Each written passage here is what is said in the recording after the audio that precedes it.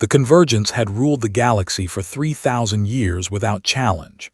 Their weapons were precise, their shields impenetrable, their doctrine perfected through countless minor skirmishes against primitive species who dared resist assimilation. War had become a formality, a mathematical equation solved before the first shot was fired.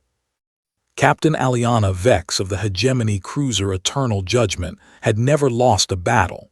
Standing on her command deck, she watched the primitive human vessel emerge from faster-than-light transit with something approaching amusement.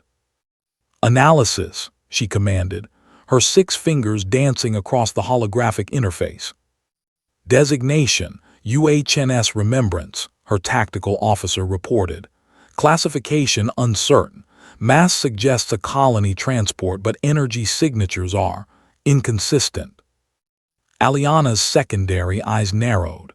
Humans, the galaxy's newest discovery, a species that had barely achieved interstellar flight when the Convergence found them. Their homeworld Earth had been marked for integration. Standard protocol: disable their infrastructure, demonstrate overwhelming force, accept their surrender. It should have been simple. "They're hailing us," communications reported. On screen, the human who appeared was younger than Aliana expected.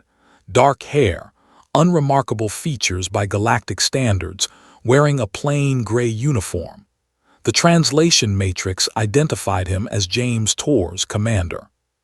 "Convergence vessel," James said, his voice steady. "You are in violation of the Terran exclusion zone established by the Treaty of Proxima. Withdraw immediately." Aliana felt her mandibles click in what her species considered laughter. "There is no treaty. Your world refused our generous offer of membership. Your governments fell. Your resistance collapsed. There is only the Convergence." "Then we have nothing more to discuss," James replied. The transmission ended. Aliana turned to her weapons officer. "Disable their engines. Standard suppression pattern." The Eternal Judgment fired. Plasma bolts, enough to vaporize a small moon, lanced toward the human ship. They never arrived. The space between the 2 vessels shimmered and the plasma simply ceased to exist. "What?" Aliana began.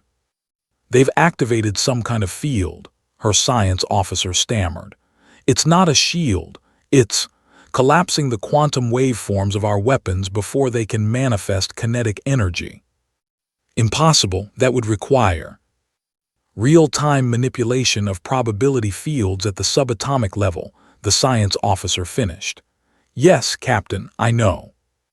The Remembrance hadn't moved, hadn't returned fire. It simply sat there, dark and patient. Aliana felt something unfamiliar crawl up her spine. It took her a moment to recognize it. Uncertainty. "Full assault pattern, all batteries." The Eternal Judgment unleashed everything. Plasma cannons, particle beams, kinetic railguns, antimatter torpedoes, weapons that had cracked continents and sterilized rebellious worlds. The space around the human vessel lit up like a newborn star. When the light faded, the Remembrance remained untouched. Then it fired back. But fired wasn't the right word. There was no projectile, no beam, no missile. Reality around the Eternal Judgment simply changed. Aliana watched in horror as her ship's hull began to unravel at the molecular level. Not melting, not exploding, disassembling. Atom by atom, the outer armor plating separated into its constituent elements and drifted away like dust. "Emergency jump," she screamed. "Now." "FTL drive is offline," her engineer reported, voice shaking. "They've localized a gravitational field around us. We can't generate a warp bubble." Another section of hull disappeared. Then another. The ship wasn't being destroyed, it was being carefully, methodically taken apart. Aliana understood then. This wasn't a weapon designed to kill. It was a weapon designed to make a point. "Open a channel," she said quietly. James appeared again on screen. He looked tired, sad even. "You wanted to talk?" Aliana asked, fighting to keep her voice steady. No, James said. We wanted to be left alone. There's a difference. What is that thing, that weapon? That, James glanced at something off-screen. That's an entropy manipulator. It locally reverses the thermodynamic arrow of time for targeted matter. Your ship isn't being destroyed, Captain. It's being undone. Given enough time, we could reduce it to hydrogen and helium. Aliana felt her 3 hearts pounding. No species should have this technology, the computational power alone. We're good with computers, James interrupted. Had to be. When you can't match an enemy's firepower, you innovate. We couldn't build stronger shields, so we learned to unmake weapons. Couldn't outrun your ships, so we learned to trap them. Couldn't match your numbers, so we made sure we'd only ever need one ship. The disassembly stopped. The Eternal Judgment hung in space, its hull a patchwork of missing sections, atmosphere venting from a dozen breaches. You're letting us go? Aliana asked.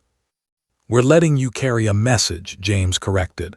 Earth didn't want this war. We tried diplomacy. We offered peace. We even offered our technology, the peaceful applications anyway. You chose force. He leaned forward, and Aliana saw something ancient in his young eyes. So here's the message, Captain. Humanity will not be conquered. We will not be assimilated. We will not kneel. And if the convergence comes for Earth again, it won't be one ship that responds. It will be 1,000, each one carrying weapons that will make this look like mercy. The transmission ended. The remembrance vanished into FTL, leaving the crippled Eternal Judgment drifting in the void. It took 6 hours for rescue ships to arrive. By then, Aliana had transmitted her report. The Convergence Council debated for 3 days before reaching their decision. Earth would be granted permanent autonomous status. The Terran exclusion zone would be respected. The galaxy had grown complacent, Aliana realized. They'd forgotten that the deadliest species aren't the strongest or the fastest. They're the ones with nothing left to lose and everything to protect.